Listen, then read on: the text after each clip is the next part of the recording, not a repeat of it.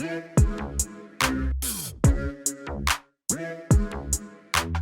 good afternoon, everyone. It's about 10 to 6 here on a lovely sunny afternoon in West London. I hope it's as good where you are. Markets, of course, are nosediving, and I can see that the S&P is off another 18 points today after a savage day on the downside.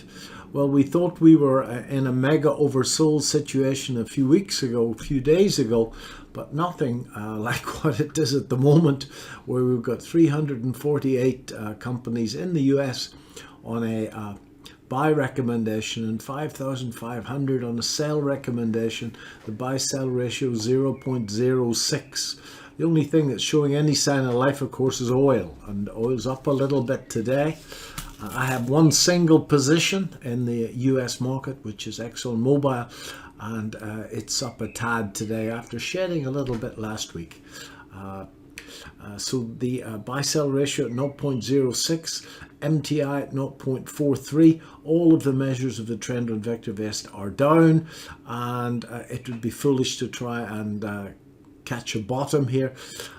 Top and bottom pickers become cotton pickers, somebody once told me. So let's have a look at the VectorVest composite.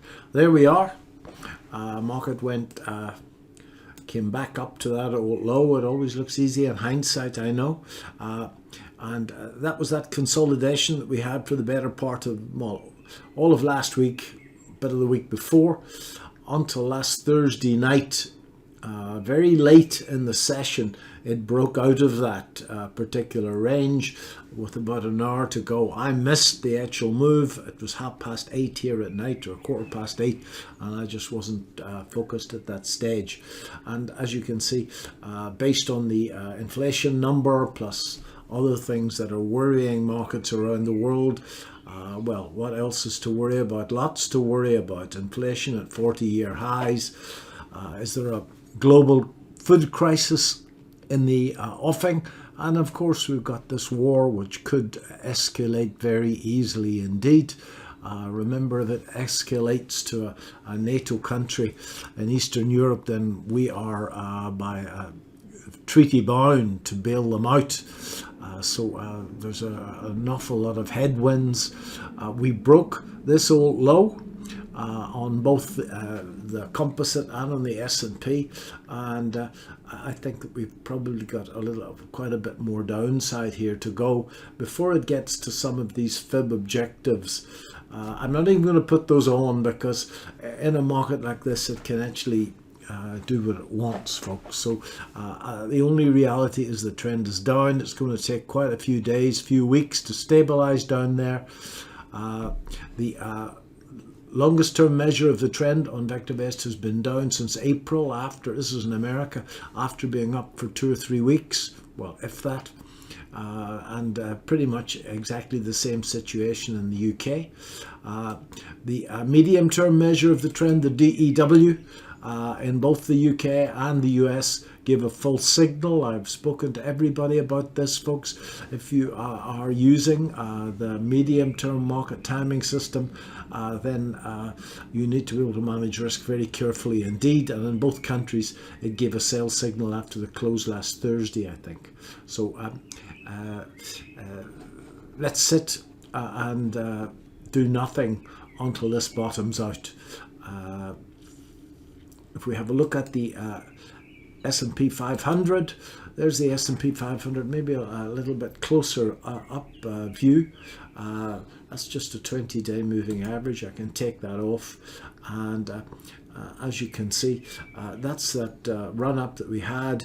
There was the false signal we got from the DEW. That happens if you are a trader, folks. That they say there's two certainties,